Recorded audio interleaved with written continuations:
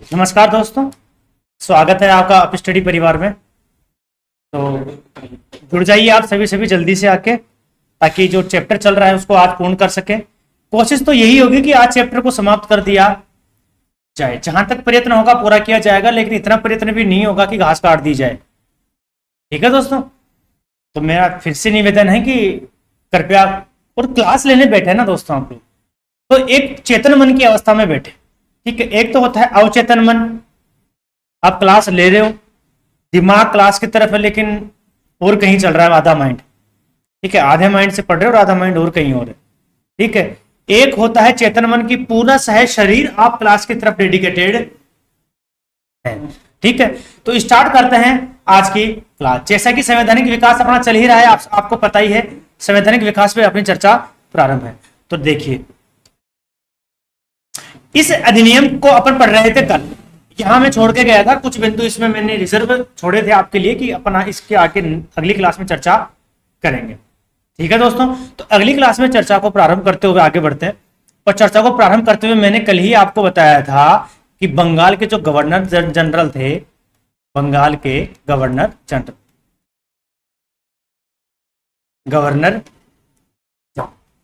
बंगाल के governor general को क्या बना दिया गया था दोस्तों? संपूर्ण भारत का गवर्नर जनरल। संपूर्ण भारत का गवर्नर जनरल। कल मैंने इस बिंदु पर भी चर्चा की थी कि इसको संपूर्ण भारत का गवर्नर जनरल क्यों बनाया गया, क्योंकि रीजन क्या था कि ऐसा भारत जिसमें अंग्रेज शासन था उसको तो बोला जाता था अंग्रेज भारत, इसको तो क्या बोल दिया जाता? अंग्रेज भारत। और ऐसा भारत जिसमें राजा महाराजा रजवाड़ों का शासन था वो कहलाता था देसी भारत। वो क्या कहलाता दोस्तों? देसी भारत। और देसी भारत कोई अन्य नाम से जाना जाता था प्रांतीय भारत। अन्य नाम कौन सा था? प्रांतीय भारत। और आपको विशेष रूप से एक चर्चा और मैं करना चाहता हूं। आप ये कहोगे कि सर मतलब क्या है, इन दोनों चीजों को आप हर एक क्लास में अलग अलग बता रहे हो। तो कई बार आपने इस चीज का जिक्र किया है। देखो, इसका जिक्र इसलिए किया जाता है क्योंकि जो भी अधिनियम आएंगे फिलहाल अंग्रेज भारत के लिए आएंगे। जो भी अधिनियम आएंगे फिलहाल अंग्रेज भारत के लिए आएंगे दोस्तों, क्योंकि अंग्रेज भारत का जो सिद्धांत, क्योंकि अंग्रेज भारत में केवल किसका राज है? अंग्रेजों का राज है। केवल किसका राज है? अंग्रेजों का राज है दोस्तों। अब जो अंग्रेजों का राज है उसको बढ़ाने के लिए एक पद लाया गया, संपूर्ण भारत का गवर्नर जनरल। क्या कहा गया? भारत का गवर्नर जनरल। और मैंने बताया था बेंटिक जो क्या बनाए गए थे, भारत के गवर्नर जनरल बनाए गए थे। अब बेंटिक जो भारत के गवर्नर जनरल बनाए गए थे, आपको दोस्तों विशेष रूप से बता दूं, अकेला तो कार्य कर नहीं सकता। अकेला तो कोई कार्य कर ही नहीं सकता। कार्य करने के लिए इसको एक समिति दी गई, एक समिति दी गई। कार्य के लिए क्या दी गई? एक समिति दी गई। ये जो कार्य करने के लिए जो समिति दी गई है ना दोस्तों, इस समिति के अंदर एक विधि सदस्य दिया गया। कौन सा? विधि सदस्य। एक विधि सदस्य दिया गया। इसी विधि सदस्य के रूप में चुना गया था लॉर्ड मैकाले को। किसको चुना गया था दोस्तों? Lord Macaulay. इसी विधि सदस्य के रूप में किसको चुना गया था? लॉर्ड मैकाले को चुना गया था। के रूप में किसको लिया? लॉर्ड मैकाले को। ठीक है दोस्तों, आगे की चर्चा करते हुए देखते हैं। Chartered act 1853। Charter act 1853। इस एक्ट के तहत क्या क्या कार्य हुआ वो आपको तब समझ में आएंगे जब आप पिछली क्लासों को सही ढंग से समझ पाएंगे। क्योंकि पिछली क्लासों में मैंने बताया एकाधिकार। अपन ने क्या देखा? एकाधिकार। अपन ने क्या देखा? अधिकार। ठीक है दोस्तों, अपन ने देखा एकाधिकार, अपन ने देखा अधिकार। अब दोनों ही क्या है? समाप्त है। अब दोनों ही क्या है? समाप्त है। तो केवल क्या बच गया? राजनीतिक कार्य बच गया। क्या बच गया है? राजनीतिक कार्य बच गया है। ईस्ट इंडिया कंपनी का कौन सा कार्य बच गया है दोस्तों? राजनीतिक कार्य बच गया है। अब जो राजनीतिक कार्य बचा है ना, राजनीतिक कार्यों को भी दो भागों में बांट दिया जाएगा इस अधिनियम के तहत। कितने भागों में बांट दिया जाएगा? इस अधिनियम के तहत राजनीतिक कार्यों को दो भागों में बांट दिया जाएगा। ठीक है, देखिए दो भागों में कैसे बांटा जाएगा। ये है राजनीतिक कार्य। देखिएगा, राजनीतिक कार्य, राजनीतिक कार्यों को कितने भागों में, दो भागों में बांट दिया जाए। पहले तो होंगे प्रशासनिक कार्य, प्रशासनिक कार्य। दूसरे होंगे विधायी कार्य। दूसरे कार्य कौन से होंगे दोस्तों? विधायी कार्य। एक तो होंगे प्रशासनिक कार्य, दूसरे होंगे विधायी कार्य। तो प्रशासनिक कार्य तो दिए गए गवर्नर जनरल को। किसको दिए गए? गवर्नर जनरल को दिए गए। और विधायी कार्य हेतु नई संस्था का निर्माण किया गया जिसे कहा गया विधान परिषद। विधान परिषद का निर्माण किया गया। ठीक है, प्रशासनिक कार्यों के लिए कौन है? Governor general. विधायी कार्यों के लिए कौन है? तो वो है विधान परिषद। ठीक है, नंबर 1 में ये है, नंबर 2 में ये है। मतलब कहने का मेरा क्या मतलब है कि अब राजनीतिक कार्य भी होंगे, दो प्रकार से होंगे। कितने प्रकार से होंगे? दो प्रकार से होंगे। पहला प्रकार होगा प्रशासनिक कार्य। पहला प्रकार प्रशासनिक कार्य का, जो कौन करेगा? गवर्नर जनरल व उसकी कार्यकारिणी। गवर्नर जनरल व उसकी कार्यकारिणी करेगी। गवर्नर जनरल व उसकी कार्यकारिणी सारे प्रशासनिक कार्य करेगी दोस्तों। अब प्रशासनिक कार्य तो गवर्नर जनरल कर लेगा, लेकिन गवर्नर जनरल को विधायी कार्य नहीं दिए गए। क्या कहा गया कि विधि निर्माण का अधिकार आपके पास नहीं होगा, विधि निर्माण का कार्य आपके पास नहीं होगा। विधि निर्माण का जो कार्य दिया गया वो दिया गया विधान परिषद को। विधान परिषद को अलग से एक संस्था बनाई गई, और एक संस्था बनाते हुए एक परिषद का गठन कर दिया गया, विधान परिषद। अब देखो, आप लोगों को ये नहीं सोचना चाहिए विधानसभा भी होती है। ठीक है, एक विधान परिषद होती है। इन दोनों को मिला के अपन जो कहते हैं ना, वो कहते हैं विधानमंडल। दोनों को मिला के क्या बोलते हैं? विधानमंडल। आप तो आपको ये नहीं बोलना कि सर क्या इसको एक सदनीय विधानमंडल कह सकते हैं क्या? जी नहीं कह सकते। अगर आपको एक सदनीय विधानमंडल कहना होगा तो वो केवल क्या कहलाएगी? विधानसभा कहलाएगी। एक सदनीय विधानमंडल की बात होगी तो वो केवल क्या कहलाएगी? विधानसभा कहलाएगी। क्योंकि मैं आपको बता दूं, अपन बात कर रहे हैं 1853 की। एक ऐसा समय जहां ना साक्षरता है, ठीक है, ना कोई समानता है, ना सामाजिक न्याय है, कुछ नहीं है। भारत में क्या है? कुछ भी नहीं है। सिर्फ लोग हैं, 8 मास का शरीर है और बाकी कुछ नहीं है। ना कानून जानते हैं, ना सिद्धांत जानते हैं, कुछ भी नहीं जानते। सिर्फ इतना जानते हैं कि हमारे ऊपर कोई शासन कर रहा है, हमारे ऊपर कोई शोषण कर रहा है, जिनको अंग्रेज कहते हैं। उन्होंने कुछ दे दिया तो सही, कुछ ना दिया तो सही। आई मेरी बात समझो दोस्तों? उन्होंने कुछ दे दिया तो सही, कुछ ना दिया तो सही। दे दिया तो ले लिए, समझ में आया तो।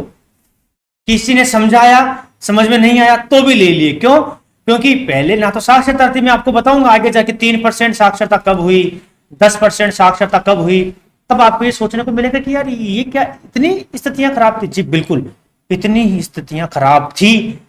स्थितियां जो आज आप कहते हो ना, बैठ के घर में बैठ के टीवी देख के कहते हैं कि फला सरकार को ऐसा करना चाहिए, संसद को ऐसा करना चाहिए। कार्यकारी स्तर पे उतर के देखे दोस्तों, कोई भी काम आसानी से नहीं होते। बुरा ना मानिएगा, मेरा एक कहने का ये मतलब है कि राजनीतिक जो कार्य होता है ना, वो राजनीतिक कार्य हमेशा आराम से नहीं होते हैं, हमेशा आराम से नहीं होते हैं। अरे अपने से तो अपने पड़ोसी की सीधी सीधी नहीं होती, आप तो राजनीतिक कार्य की बात कर रहे हैं। तो राजनीतिक कार्य जो होते हैं वो विधि के अनुसार हो तो ही उसमें लोक कल्याण हो सकता है। राजनीतिक कार्य विधि के अनुसार हो तो ही उसमें सामाजिक न्याय हो सकता है। राजनीतिक कार्य में कानून की समानताओं को ध्यान में रखा जाए, कानून के न्याय को ध्यान में रखा जाए, कानून में दिए गए स्वतंत्रताओं को ध्यान में रखा जाए, तभी कई कानून एक सरल रूप से हर व्यक्ति के पास पहुंचता है। मैं तो बात तो 1853 के कह रहा हूं। आपका ये कहना होगा कि सर आपने विधान परिषद बता तो दिया, ठीक है, लेकिन एक तरफ से कह रहे हो कि इन दोनों को विधानमंडल भी कहा जाता है, दोनों को मिला के विधानसभा और विधान परिषद को मिला के। ये बात करनी है आपको 1950 के बाद, ऐसे नहीं है। अभी 1919 की बात भी मैं करूंगा, 1909 की बात भी मैं करूंगा, ठीक है, 1935 की बात भी मैं करूंगा, दोनों में मैं बात करूंगा। मैं विधानसभा की बात भी करूंगा आपसे, मैं विधान परिषद की बात भी करूंगा, लेकिन कहां करूंगा? केंद्र में, संघ में बात करूंगा। कहां करूंगा दोस्तों? मैं बात करूंगा संघ में बात करूंगा। संघ में अपने को बात करनी है, तो संघ में जब बात करनी है तो आगे क्या क्या बातें होंगी देखिएगा। ठीक है, आगे नेक्स्ट देखिए, राजनीतिक कार्य दे दिए गए। अब गवर्नर जनरल को जो कार्य सौंपे गए हैं, एक मिनट दोस्तों, माफी चाहते हैं, गवर्नर जनरल को जो कार्य सौंपे गए हैं, ये कार्य है प्रशासनिक। सुनिएगा, कार्य कौन से हैं? प्रशासनिक कार्य हैं। विधान परिषद को जो कार्य दिए गए हैं, ये है विधि,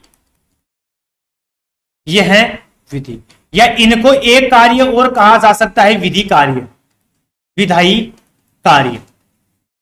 आप इस तरीके से याद कर सकते हैं, विधायी कार्य। ठीक है, अब बात है 53 की। कहां की बात चल रही है? 1853 की बात चल रही है दोस्तों। ठीक है, 53 के बाद जो अपन अधिनियम पढ़ेंगे 1858 का। किसका अधिनियम पढ़ेंगे? 1858 का। लेकिन उससे पहले ईस्ट इंडिया कंपनी के सामने एक विकट समस्या उत्पन्न होगी। ईस्ट इंडिया कंपनी के सामने कौन सी विकट समस्या उत्पन्न होगी दोस्तों? वो होगी 1857 की क्रांति। 1857 की क्रांति वो सुनी होगी ना आपने, कि बुंदोलों के मुंह से ये हमने सुनी कहानी थी, खूब लड़ी मर्दानी वो तो झांसी वाली रानी। तो अंग्रेजों के लिए समस्या तो खड़ी होगी, क्या अंग्रेज इसको समझ पाएंगे या संभाल पाएंगे? क्या क्या किया जाएगा, क्या नहीं किया जाएगा, ये इतिहास के परिप्रेक्ष्य में देखा जाता है। अभी अपने को यह देखना है कि इसका प्रभाव क्या पड़ा। प्रभाव क्या पड़ा तो देखिएगा। ठीक है, मैंने आपके सामने एक बार पहले भी बताया था, 31 दिसंबर 1600, 31 दिसंबर 1600। फिर अपन देखते हैं 1757। 26 अपने छोड़ दिया है, 26 के बारे में मैंने पहले बता रखा है। 1764। ठीक है, फिर अपने को क्या देखना होता है? 1773 और 1700। ये श्रृंखला के बारे में मैंने आपको पहले ही बता दिया था कि कौन सी श्रृंखला में क्या क्या होता है। एक चीज पता रखना, 1773 से लेके 1853 तक, 1773 से लेके 1853 तक ईस्ट इंडिया कंपनी का शासन माना जाता है। ईस्ट इंडिया कंपनी का शासन माना जाता है। 1773 से लेके 1853 तक ईस्ट इंडिया कंपनी का शासन माना जाता है। अब आप ये कहोगे सर कहना क्या चाहते हो? मैं यही तो कहना चाहता हूं कि 53 के बाद क्या आएगा? 1858, क्योंकि 57 में एक क्रांति होगी। 57 में क्या होगी? क्रांति होगी। उस क्रांति के परिणाम के रूप में सामने आएगा अपने पास 1858। 57 की जो क्रांति होगी उसके परिणाम के रूप में क्या सामने आएगा? 1858। देखिए, मैं आगे इसको और आपके लिए सरल करता हूं, और सरल करते हुए मैं आपको बता दूं, फिर से लिख रहा हूं, 1773 का रेगुलेटिंग एक्ट। कौन सा एक्ट? Regulating act. ठीक है दोस्तों, और प्लस 1853। इन दोनों को मिला के क्या कहा जाता है? ईस्ट इंडिया कंपनी का शासन। क्या कहा जाता है? ईस्ट इंडिया कंपनी का शासन। इसके बाद का शासन आप कहोगे सर इसके बाद जो 58 वाला एक्ट आएगा, तो याद रखें 1858 से 1947। ये पता है क्या कहलाएगा? 1858 से 1947 के मध्य का शासन कहलाएगा ब्रिटिश शासन।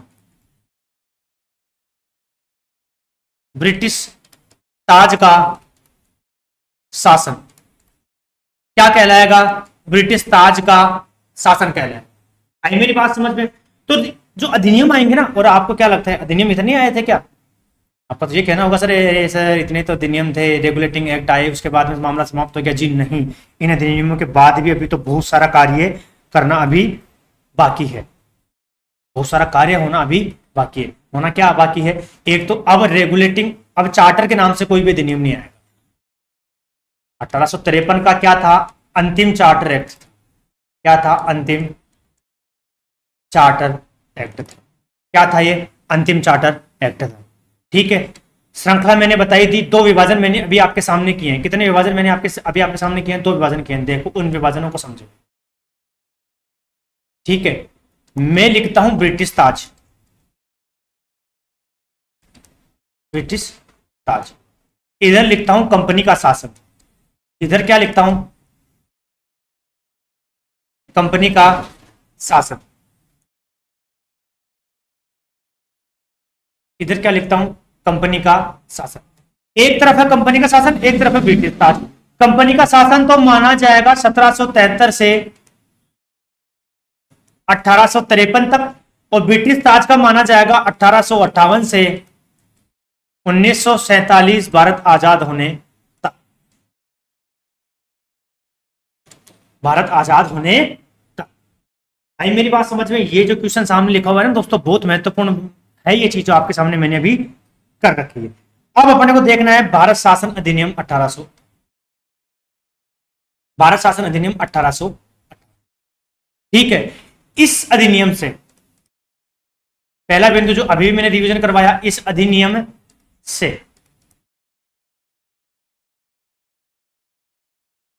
ब्रिटिश ताज का शासन प्रारंभ।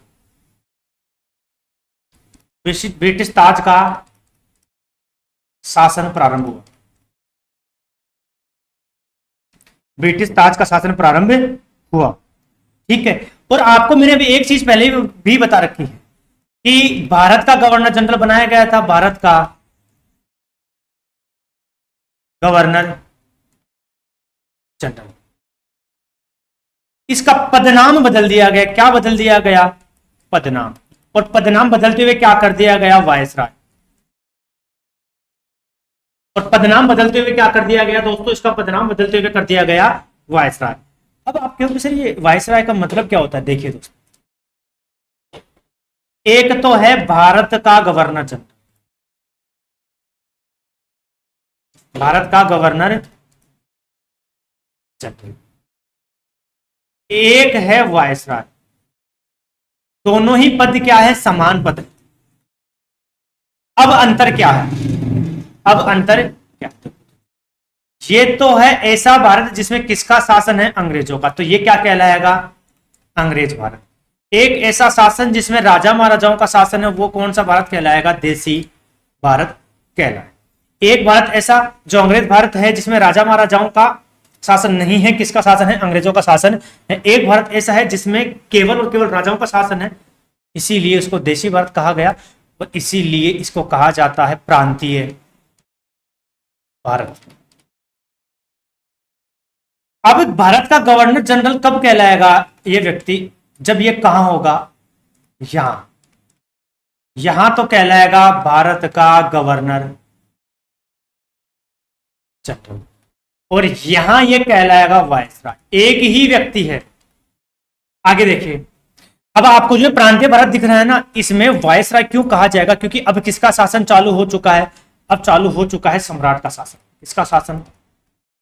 सम्राट का शासन, या वहां की संसद का शासन। वहां की संसद का शासन। अब वहां की संसद का शासन चालू हुआ है ना, तो पहले ज्यादा अब किसकी चलेगी? अब चलेगी वहां की महारानी की। तो महारानी को अगर कोई भी सूचना, कोई भी संदेश, कोई भी पत्र प्रपत्र, मान लीजिए कोई भी अधिसूचना, सूचना, कुछ भी प्रकार का इनिशिएटिव करना होगा, कुछ भी प्रकार की नियम प्रणाली की सूचना अगर राजा महाराजाओं को देनी होगी, देशी भारत में देनी होगी, ठीक है दोस्तों, तो जो भारत का गवर्नर जनरल है वो कहलाएगा वायसराय। वायसराय कहलाएगा, ठीक है। क्या कहलाएगा? वायसराय कहलाएगा। और अलग से लंदन में, कहां दोस्तों? लंदन में, लंदन में भारत सचिव नाम का पद बनाया गया। भारत सचिव नाम का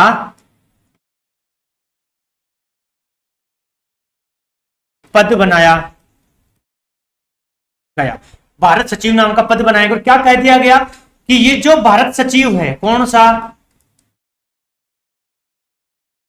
भारत सचिव है, ये कहां कार्य करेगा? लंदन में कार्य करेगा। और आपको दोस्तों एक चीज मैं और बता दूं, भारत में जिसको मंत्री कहा जाता है ना, वर्तमान में भी यही स्थिति है, भारत में जिसको मंत्री कहा जाता है ना, ब्रिटेन में उसको कहा जाता है सचिव। जैसे अपन नहीं बोलते रक्षा मंत्री, वो बोलते हैं रक्षा सचिव। अपन बोलते हैं गृह मंत्री, वो बोलते हैं गृह सचिव, ठीक है। और सचिव को इंग्लिश में सेक्रेटरी बोलते हैं, ये तो आपको पता ही है। मंत्री को मिनिस्टर बोलते हैं, ठीक है। आगे देखिए, मंत्री तो किसके परिपक्ष में बोला जाता है? भारत के परिपक्ष में। सचिव किसके परिपक्ष में बोला जाता है? ब्रिटेन के परिपक्ष में बोला जाता है। ये तो था केवल एक बेसिक नॉलेज है कि आप कंफ्यूज ना हो। तो याद रखना, भारत सचिव कोई प्रशासनिक पद नहीं है। आप चलो सर सचिव लग रहा है तो प्रशासनिक पद होगा, नहीं, ये एक राजनीतिक पद है। कौन सा पद है दोस्तों? राजनीतिक पद है। कौन सा पद है? एक राजनीतिक पद है। अब राजनीतिक पद होने के नाते क्या होना चाहिए? इसका पद क्या होना? जब तक सरकार वहां की रहेगी तब तक यह पद रहेगा। कॉमन सेंस की बात है ना, एक राजनीतिक पद है, मैंने बोल दिया। तो राजनीतिक पद किसके परिप्रेक्ष्य में कार्य करेगा? जब तक वहां की सरकार है। सरकार ने इस्तीफा दिया, राजनीतिक पद भी चला जाएगा। आई मेरी बात समझ में? फिर से सुन ले, राजनीतिक पद तब तक ही रहता है जब तक सरकार रहती है। एक उदाहरण देता हूं आप लोगों को, ठीक है? आपको एक उदाहरण के रूप में मैं देना चाहता हूं कि भारत के कोई मंत्री है, वो कब तक है? जब तक केंद्र में सरकार है। कोई संघीय मंत्री कब तक है? जब तक केंद्र में सरकार है। अगर उधर से प्रधानमंत्री ने इस्तीफा दिया तो संपूर्ण मंत्रिमंडल का इस्तीफा मान लिया जाएगा, स्वतः मान लिया जाएगा। ऐसा नहीं कि एक एक कैबिनेट का मंत्री अलग अलग जाके इस्तीफा देके आएगा। ये राजनीतिक व्यवस्थाएं होती है, कोई मजाक नहीं चलता यहाँ। हर एक व्यक्ति को अलग अलग से इस्तीफा देने की आवश्यकता नहीं है। एक प्रधानमंत्री इस्तीफा देगा, सारे मंत्रिमंडल का इस्तीफा स्वतः मान लिया जाएगा। और अब सारे मंत्रिमंडल का इस्तीफा मानने का मतलब सरकार तो गई, सरकार खत्म। सरकार खत्म, कराओ चुनाव, फिर बनाओ मंत्री। तो ये विशेष रूप से बीच में बात आ गई थी, इसलिए मैंने आपको समझा दिया। अब राजनीतिक पद बना दिया गया, कहां? लंदन में, ठीक है। ये किसको जवाब देगा? महारानी को। देखो किसको जवाब देगा? महारानी को। कौन देगा? भारत सचिव। भारत सचिव। और भारत सचिव को जो सूचना है, इंफॉर्मेशन है, कौन पहुंचाएगा? वायसराय बोल दीजिए, या तो इसको आप वायसराय बोल दीजिए, या आप क्या बोल सकते हो? गवर्नर जनरल बोल सकते हो। कहां का? भारत का। या तो आप वायसराय बोल सकते हो या आप गवर्नर जनरल बोल सकते हो। अगर आपको यह सिद्धांत पता है तो एक निष्कर्ष आपने अभी तक निकाल लिया होगा कि इन तीनों पदों में से भारत के संदर्भ में वरिष्ठतम पद कौन सा है? महारानी, भारत सचिव और वायसराय। इन तीनों में भारत के संदर्भ में वरिष्ठतम पद कौन सा है? देखिए यहां तो महारानी को तो छोड़ ही दीजिए, ये पूरे ब्रिटेन के लिए होती। अगर भारत में स्थित सबसे बड़ा पद माने तो वायसराय। भारत में स्थित है, स्थित का मतलब है जो प्रेजेंट में, उस समय की बात, तत्कालीन की बात कर रहा हूं, उस समय तत्काल व्यवस्था की बात कर रहा हूं आपसे, कि उस समय जो व्यवस्था थी उसमें सबसे बड़ा पद कौन सा है ब्रिटेन का भारत के संदर्भ में? तो वो तो कहलाएगा भारत सचिव। ऐसा पद जो बड़ा है लेकिन भारत में निवास कर रहा है वो कहलाएगा वायसराय। आप बोलोगे सर आपने तो हमें अब चिंता में डाल दिया, एक द्वंद्व पैदा हो गया।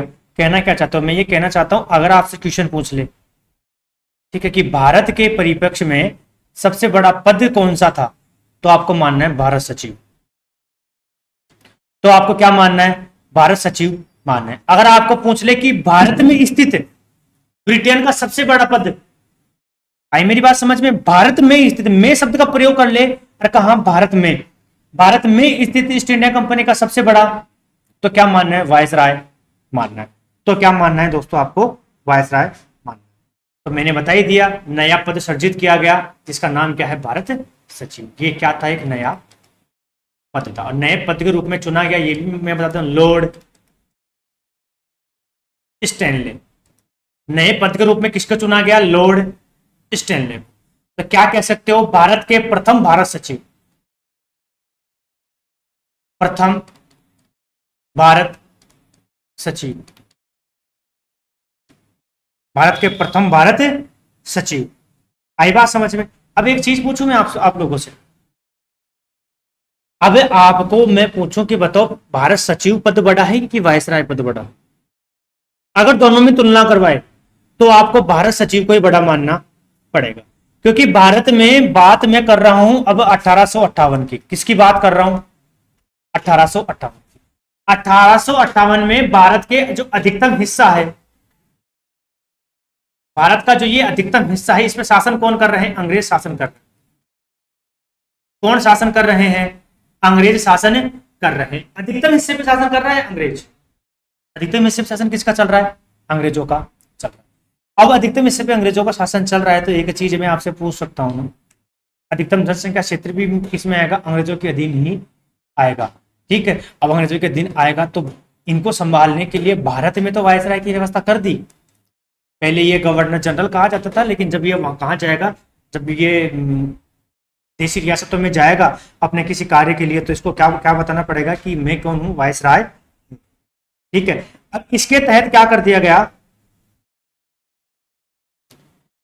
जो BOC है प्लस BOD दोनों को क्या कर दिया? समाप्त। BOC BOD,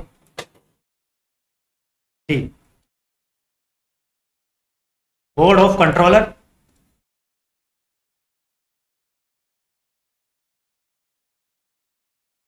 board of directors. नियंत्रक मंडल, इसको क्या कहा जाता है? निर्देशक मंडल। एक नियंत्रक मंडल, एक निर्देशक मंडल, दोनों को ही क्या कर दिया गया? समाप्त कर दिया गया। दोनों को क्या कर दिया गया दोस्तों? समाप्त कर दिया गया, क्योंकि आपको पता है जब शासन अब ईस्ट इंडिया कंपनी का है ही नहीं, सारा काम कौन संभाल रहा है? ब्रिटिश की संसद संभाल रही है। कौन संभाल रही है? ब्रिटेन की संसद संभाल रही है। या तो आप बोल सकते हो ब्रिटेन की संसद, या बोल सकते हो कौन? ब्रिटेन की महारानी वहां का शासन संभाल रही है। ठीक है दोस्तों, तो आगे चलते हैं। और आपको अगर जानना हो तो मैं बता देता हूं, वैसे आप सब लोगों को पता है वायसराय के रूप में कौन था उस समय। जब वायसराय को वायसराय कहा गया तो कैनिंग थे। कौन थे? Lord Canning. भारत के प्रथम वायसराय आप इनको बोल सकते हो। कौन थे? लॉर्ड कैनिंग थे। ठीक है दोस्तों, आगे देखते हैं। भारत परिषद 1861। अब थोड़े से अपने और चेतन अवस्था में आ जाना है, क्योंकि इस अधिनियम से, ये जो अधिनियम है ना, इस अधिनियम से भारतीय लोगों का योगदान चालू हो जाएगा। किसका? भारतीय लोगों का योगदान। भारतीय लोगों का क्या प्रारंभ हो जाएगा? योगदान चालू हो जाएगा। कैसे प्रारंभ होगा, इस चीज की चर्चा करते हैं। पहली बात तो एक विशेष बिंदु आप यहीं देख लें, इस चीज को आपको राइट करना है तो आप नोट में ही करें। इसको संवैधानिक विकास का, भारत परिषद अधिनियम 1861 को संवैधानिक विकास का वास्तविक प्रारंभ माना जाता है। वास्तविक प्रारंभ माना जाता है। केवल आपको पूछ ले संवैधानिक विकास का प्रारंभ, संवैधानिक विकास का प्रारंभ तो बोलना है 1773। तो क्या बोलना है आपको? 1773। अगर वास्तविक शब्द का प्रयोग कर ले, किस शब्द का प्रयोग कर ले? वास्तविक शब्द का प्रयोग कर ले, तो भाषा बदल देनी है। फिर क्या बोलना है? भारत परिषद अधिनियम 1861। भारत परिषद अधिनियम 1861। ठीक है, क्यों? आगे देखें। पहली बात तो इस 1861 में क्या क्या किया गया? विभागीय प्रणाली।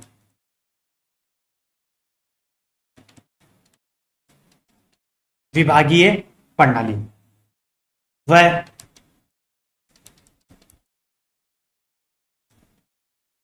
मंत्रिमंडलीय प्रणाली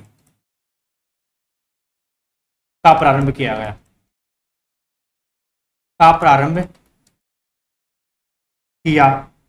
विभागीय प्रणाली व मंत्रिमंडलीय प्रणाली का प्रारंभ किया गया। ठीक है, आगे देखो। इसमें क्या किया गया था? आपको मैंने बताया था, जब 1773 का मैंने रेगुलेटिंग एक्ट पढ़ाया तो मैंने बताया था कि कलकत्ता, कहां पर? कलकत्ता। स्थान कौन सा? Fort William. स्थान कौन सा है? Fort William. क्या स्थापित किया गया? Supreme court. अब एक सीन यहां बहुत अजीब होगा। क्या होगा? 1862 में कलकत्ता बंबई, मद्रास। कलकत्ता, बंबई, मद्रास, तीनों में क्या बना दिए गए? तीनों में बनाए गए हाई कोर्ट, जिनको क्या कहते हैं? उच्च न्यायालय। उच्च न्यायालय क्या बोल दिया जाता है जिनको? उच्च न्यायालय बोल दिया जाता है। तीन हाई कोर्ट कब? 1862। कलकत्ता, बंबई, मद्रास, तीनों ही कब? 1862 में। तीनों ही क्या कहलाएंगे? हाई कोर्ट कहलाएंगे दोस्तों। तीनों ही क्या कहलाएंगे? हाई कोर्ट कहलाएंगे। आई मेरी बात समझो? तीनों ही क्या कहलाएंगे? आपके हाई कोर्ट कहलाएंगे। अब आपको एक चीज पता रखनी चाहिए। आप कहोगे कि सर एक बार आपने बताया सुप्रीम कोर्ट, एक बार बताया आपने हाई कोर्ट, ये आपने 1774 में किया, 1773 में इसका प्रावधान किया गया, लेकिन ये बना कहां? कलकत्ता में। ये कहां बना? कलकत्ता में बना। आप ये कहते हो कि कलकत्ता प्लस बंबई प्लस मद्रास एक साथ 1862 में। कब? लो जी देखिएगा दोस्तों क्वेश्चन का, एक साथ कब? 1862 में। और एक चीज और बता दूं, इनके जस्ट बाद लगभग 1866 के करीब, ठीक है दोस्तों, इलाहाबाद हाई कोर्ट भी स्थापित किया गया था। Allahabad high court. एक ट्रिक बताऊं याद करने की, कलकत्ता, बंबई, मद्रास, इलाहाबाद, चारों के चारों संयुक्त हाई कोर्ट है। चारों के चारों संयुक्त हाई कोर्ट। आगे जाके जब मैं हाई कोर्ट बताऊंगा तो मैं आपको बताऊंगा कम से कम 6-7 नाम आपके ऐसे बताऊंगा जो संयुक्त हाई कोर्ट होंगे। जैसे कलकत्ता हो गया, बंबई हो गया, मद्रास हो गया, इलाहाबाद हाई कोर्ट हो गया, ठीक है, श्रीनगर हाई कोर्ट हो गया, एर्नाकुलम हाई कोर्ट हो गया। ये हाई कोर्ट ऐसे हैं जो संयुक्त हाई कोर्ट कहलाते हैं। क्या कहलाते हैं दोस्तों? संयुक्त हाई कोर्ट कहलाते हैं। इसका क्या मतलब होता है? एक से अधिक राज्यों का प्रतिनिधित्व करते हो। कैसे? एक से अधिक। जैसे मैं हाल ही में नया एग्जांपल ये आपके सामने देना चाहता हूं, श्रीनगर, श्रीनगर हाई कोर्ट। ये नया ही एग्जांपल है, ताजा ही है, आपको पता है। अभी हाल ही में जम्मू कश्मीर से लद्दाख को विभाजित किया गया, और विभाजित करते हुए जम्मू कश्मीर को की विधानसभा को समाप्त किया गया, और समाप्त करते हुए दोनों को केंद्र शासित प्रदेश बनाया गया। और क्या कह दिया गया कि श्रीनगर हाई कोर्ट एक क्या होगा? संयुक्त हाई कोर्ट होगा, जो किस किस के लिए काम करेगा? जो एक तो जम्मू एंड कश्मीर के लिए काम करेगा, प्लस एक किसके लिए काम करेगा? लद्दाख के लिए कार्य करेगा। तो संयुक्त हाई कोर्ट तो मैंने आपको यही कवर करवा दी। संयुक्त हाई कोर्ट तो मैंने आपको यही करवा दिए हैं, ठीक है दोस्तों। संयुक्त हाई कोर्ट तो मैंने आपको यही करवा दिए हैं। वो 2-3 बचे हैं एर्नाकुलम वगैरह, जो बाद में इनकी बात अपन कर लेंगे, और अपन ये भी देखेंगे कि कौन सा हाई कोर्ट में क्या है, लेकिन वो बात की बात है। फिलहाल मैं आपको बता रहा था, देखिए, कलकत्ता, बंबई व मद्रास। इसके बाद बना था इलाहाबाद हाई कोर्ट। इसके बाद कौन सा बना था? Allahabad high court. तो जो मैं बात कहना चाहता हूं वो बात यह है कि जब मैंने आपको बताया कलकत्ता वाला, अक्सर आपको बता दिया जाता है कि कलकत्ता वाला जो जो सुप्रीम कोर्ट था ना, ठीक है, यही वर्तमान सुप्रीम कोर्ट है, यही वर्तमान सुप्रीम कोर्ट है। लेकिन सरासर गलत बात। ये कैसे होगा दोस्तों? हो ही नहीं सकता, क्योंकि आप 1935 में एक और बनाओगे, एक न्यायालय और बनाओगे, ठीक है। वो बनेगा कौन सा? वर्तमान। वो क्या बनेगा? वर्तमान सुप्रीम कोर्ट बनेगा, क्योंकि 1935 में जो न्यायालय बनाओगे उसका नाम दिया जाएगा संघीय न्यायालय। उसका क्या नाम दिया जाएगा? संघीय न्यायालय नाम दिया जाएगा। और जो संघीय न्यायालय आप नाम दोगे ना, ये संघीय न्यायालय होगा भारत का वर्तमान सुप्रीम कोर्ट। यही न्यायालय कौन सा होगा? भारत के वर्तमान सुप्रीम कोर्ट होगा दोस्तों, ठीक है। तो पता रखना है कि भारत का वर्तमान सुप्रीम कोर्ट क्या है, क्या नहीं है मेरे दोस्तों, ठीक है। तो आज अपन ने देखा, देखिए, आज अपन ने जो अधिनियम पढ़ा उसके बारे में एक बार मैं आपको भारत परिषद अधिनियम 1866 पढ़ा। इसमें अपन ने क्या देखा? इसको वास्तविक प्रारंभ माना जाता है, क्योंकि इसमें भारतीय लोगों का योगदान माना गया है। कैसे माना गया उसकी चर्चा अभी करेंगे अपन लोग। अपन ये भी बताएंगे कि प्रशासनिक कार्यों में भारतीयों की भागीदारी बढ़ाई गई, ठीक है, विधायी कार्यों में भारतीय लोगों की भागीदारी बढ़ाई गई। लेकिन इसका चर्चा अपन कल करेंगे, है कि नहीं है दोस्तों? इसकी चर्चा अपन कल करेंगे। तो 61 में अपन ने क्या क्या देख लिया समय, और अपन ने देख लिया कि विभागीय प्रणाली और मंत्रिमंडलीय प्रणाली का प्रारंभ किया गया। ये पता क्या है? आज आप देखते हो ना, विधि मंत्रालय, शिक्षा मंत्रालय, ठीक है। और मंत्रिमंडल क्या होता है, मंत्रिमंडल समझना चाहोगे यही, ठीक है, यही समझा दिया जाएगा मंत्रिमंडल क्या होता है। मंत्रिमंडल, देखो मंत्रिमंडल एक बीड़ी का बंडल होता है, उसमें खूब सारी बीड़ियां होती है, ठीक है। ऐसे ही मंत्रिमंडल में खूब सारे मंत्री होते हैं, मंत्रिमंडल में खूब सारे मंत्री होते हैं, इनको कहा जाता है कैबिनेट मंत्री। क्या बोला जाता है इनको, कैबिनेट मंत्री बोला जाता है। तो ये क्वेश्चन पूछा जा चुका है कि कैबिनेट मंत्रियों की व्यवस्था का सबसे पहला प्रयास किस अधिनियम में किया गया था, तो 1861 के अधिनियम में पहला प्रयास किया गया था। वैसे तो क्वेश्चन सेशन की चर्चा करेंगे जल्दी ही आपके लिए, ये पहले भी मैंने आपको बोला है कि जल्दी ही आपके लिए जैसे ही एक एक चैप्टर आगे बढ़ता हुए चलेंगे, वैसे वैसे आपके सामने क्वेश्चन सेक्शन लाए जाएंगे। जैसे मैं आपको सामान्य परीक्षा अपन ने देखा, तो सामान्य परीक्षा का जितना भी पोर्शन अपन ने किया है ना दोस्तों, उस पोर्शन के क्वेश्चन प्लस जब संवैधानिक विकास आपका समाप्त हो जाएगा ना, तो उस पोर्शन के क्वेश्चन, एक तो सामान्य परिचय और संवैधानिक विकास, इन दोनों के क्वेश्चन अपन एक क्लास में कंप्लीट करेंगे और देखेंगे कि अगर कोई चीज अपन ने छोड़ दी है तो उसको भी वहीं कवर करेंगे, ठीक है। वैसे तो उम्मीद मैं हमेशा क्या करके चलता हूं कि मेरे से कोई क्वेश्चन ना छूटे, कोई ऐसा बिंदु ना छूटे जिससे आपको तकलीफ हो। अगर आपको तकलीफ भी हो तो आपको ऐसी तकलीफ हो कि कुछ समय बाद वो तकलीफ आपकी समाप्त कर दी जाए।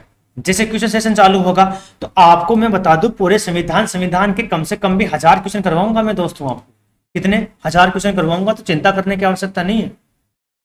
इतने क्वेश्चन आपको करवा दिए जाएंगे संविधान के कि ना तो किताब आपको खरीदने की आवश्यकता पड़ेगी, ना आपको अन्य कोई सोर्स लेना पड़ेगा, ना आपको अन्य किसी परिवार से जुड़ना पड़ेगा।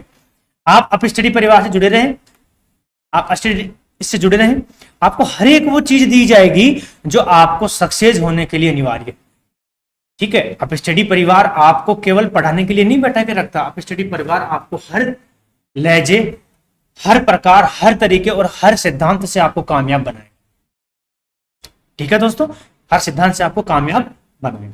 तो ये कुछ बात जो पीछे मैंने छोड़ दी थी कि कैबिनेट में क्या, कैबिनेट मंत्रियों को क्या बोला जाता है, मंत्रिमंडल बोला जाता है, ठीक है। वर्तमान समय में कितने मंत्री होते हैं, कैसे मंत्रियों की व्यवस्था होती है, अधिकतम कितने मंत्रिमंडल में कितने सदस्य हो सकते हैं, मिनिमम कितने हो सकते हैं, जब बात करेंगे, जब अपन संसद की बात करेंगे, वह प्रधानमंत्री के मंत्रिमंडल की बात करेंगे। तो 1861 से बात अपन कल प्रारंभ करेंगे और कल प्रारंभ करते हुए ये देखेंगे कि इसके 1861 में ही ऐसे कौन कौन से कार्य थे जिसमें भारतीय लोगों को भागीदार बनाया गया, ऐसे कौन कौन से कार्य थे जिनमें भारतीय लोगों का योगदान बढ़ाया गया, वैसे कौन लोग थे जिनको प्रारंभ में योगदान बढ़ाने में सहायता की, ठीक है दोस्तों।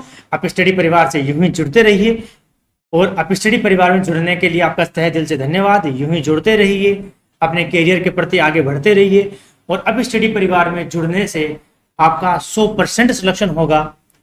इसका दावा तो हम नहीं करते, लेकिन एक अच्छा इंसान बन के आप जरूर जाएंगे, अच्छा इंसान बन के आप जरूर जाएंगे। तो निरंतर प्रयास करते रहिए, जब भी क्लास लीजिए, क्लास को अटेंड कीजिए तो निरंतर रूप से क्लास अटेंड कीजिए। ये नहीं कि बार बार आप परंपरागत रूप से क्लास अटेंड कर रहे हैं, निरंतर रूप से आपको क्लास अटेंड करनी हो। जैसे आप क्लास अटेंड करते हैं उसका जब दूसरे दिन आप क्लास लेने आते हो तो उसका रिविजन करें, क्योंकि रिविजन की क्लास ही बताएगी आपकी मजबूती कितनी है, ठीक है। तो फिर से मिलेंगे। आप स्टडी परिवार में जुड़ने के लिए आपका धन्यवाद। अगर आज आपकी क्लास पसंद आई है तो इसको लाइक करें, सब्सक्राइब करें और अधिक से अधिक शेयर करें, अधिक से अधिक शेयर करें। क्या पता आपकी भलाई करने में किसी और की भलाई होती हो, आपके बताने से किसी और का कैरियर बने, तो ये बहुत अच्छी बात होती है। तो ठीक है दोस्तों, आप स्टडी परिवार में जुड़ने के लिए आपका धन्यवाद। आज के लिए इतना ही, आपके इस मित्र को आज्ञा दीजिए। धन्यवाद दोस्तों।